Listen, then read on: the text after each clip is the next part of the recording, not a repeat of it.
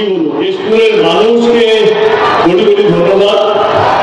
এই গরমকে উপলক্ষ করে না করে এত গরম থাকা সত্ত্বেও আপনারা যে এত ঘন্টা ধরে বসে আছেন যার কথা শোনার জন্য, আমাদের অভিষেক বাবুর কথা শোনার জন্য এত কষ্ট করে, তার জন্য আপনাদের সকলকে মাথা নিচু করে হাত জোড় ধন্যবাদ। ক্ষমা করে দেবেন এই ভালো জোরজবস্তি ভালোবাসার জন্য, ক্ষমা করে দেবেন। কিন্তু থ্যাংক ইউ সো মাচ।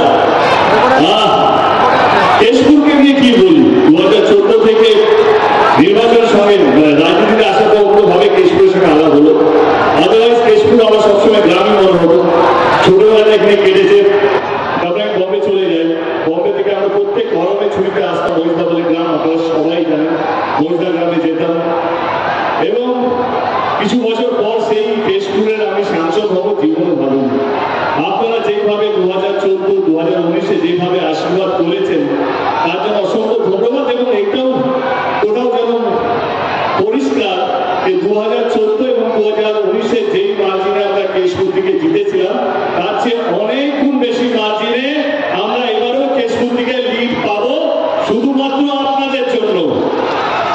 আপনাদের জন্য, আপনারা আছেন বলেই কোথাও যেন মনে হয় যে না, এত কুৎসা, এত কিছু, এত আক্রমণ আমার উপরে হচ্ছে, কিন্তু আমি জানি আপনারা আমার পাশে আছেন, কোনো ভয় নেই।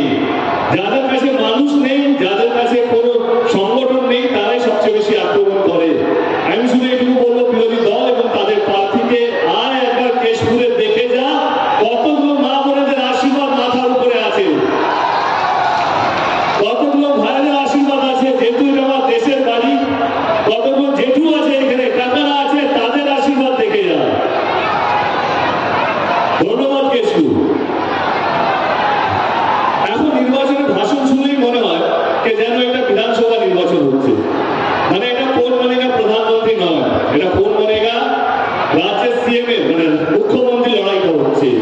কারণটা বলি, কারণ এই নির্বাচনটা হচ্ছে কোন মানেগা প্রধানমন্ত্রী, মানে গত 10 বছরে কেন্দ্র সরকার কি কি কাজ করছে সেইটাকে মানুষের সামনে রাখা।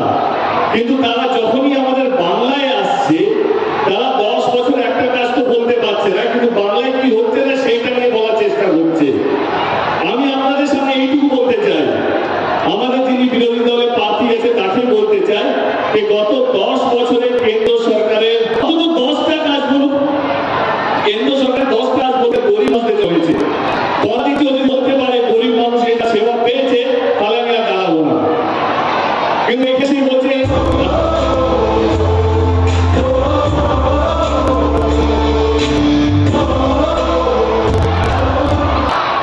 একটু জোরে আগে হবে না।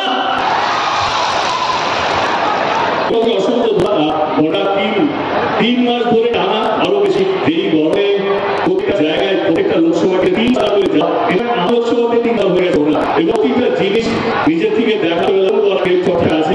আমি সত্যি এবং ধন্যবাদ জানাই তোমাকে, thank you for being the greatest support.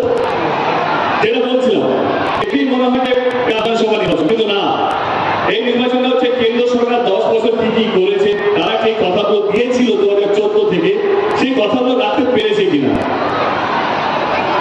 আপনারা কাকে বেশি বিশ্বাস করবেন সেটা নিয়ে চলে আসি। 2014 তোমার কি কি বলেছিলেন আপনাদের প্রত্যেকের অ্যাকাউন্টে 15 লক্ষ টাকা করে এসেছে না? বলেছিল প্রত্যেক বছর 20 করে চাকরি দেবে, দিয়েছে না? 2 কোটি চাকরি তো দূরের কথা, আপনারা শুনলে অবাক হবেন, দেশে আজকে চাকরির অবস্থা এতটাই খারাপ, স্বাধীনতার পর এত খারাপ অবস্থা কোনোদিনও হয়নি। গত 10 বছরে যা হয়েছে কেন্দ্র সরকার আমলে, ওনারা কথা দিয়েছেন যে গ্যাসের সিলিন্ডারের দাম 400 টাকা করবে 2014 আগে, নির্বাচন জেতার আগে। আজকে সেই গ্যাসের সিলিন্ডারের দাম 1100 টাকা হয়েছে, 200 টাকা করেছে নির্বাচনের জন্য। যদি ওরা জিতে যায় 500 টাকা বাড়িয়ে দেবে, আপনারা কিছু বলতে পারবে না। ওনারা বলেছিলেন 40 টাকা 50 টাকা করে ডিজেল এবং পেট্রোল দেবে, আজকে সেই এবং পেট্রোলের দাম 100 টাকা 110 টাকা বেশি হয়েছে।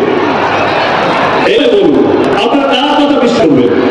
যে কথা নিয়ে ভোট নিয়ে চলে যায়, যে কথা নিয়ে ভোট নেয় এবং সেই কথাগুলো রাখে, এই কথাগুলো রাখে। কারণ এখন আমরা 2021 সময় বিধানসভা নির্বাচনের সময় আমরা জায়গায় ঘুরতাম, আমরা দুটো প্রকল্পের নাম বলতাম। একটা নাম ছিল লক্ষ্মীর ভান্ডার, একটা নাম ছিল স্বাস্থ্যসাথী কার্ড।